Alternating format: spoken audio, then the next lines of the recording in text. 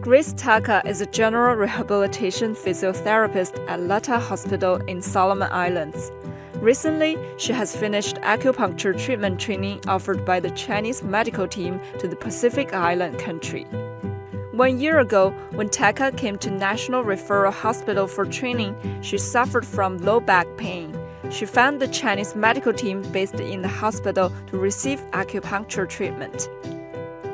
I had my treatment for my bilateral knee and then lower back, and then after I got that 5 treatment,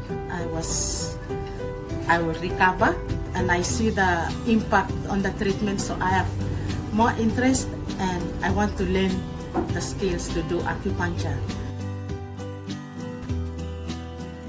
Later, Teka applied for a 6-week study opportunity in an acupuncture clinic run by the Chinese medical team. Teka has mastered cupping therapy and moxibustion therapy skillfully and can carry out simple treatment with the guidance and assistance of Chinese doctors. Teka said that she will continue to learn acupuncture therapy, hoping she can independently carry out acupuncture therapy in her hometown in the future and promote this Chinese therapy in Solomon Islands.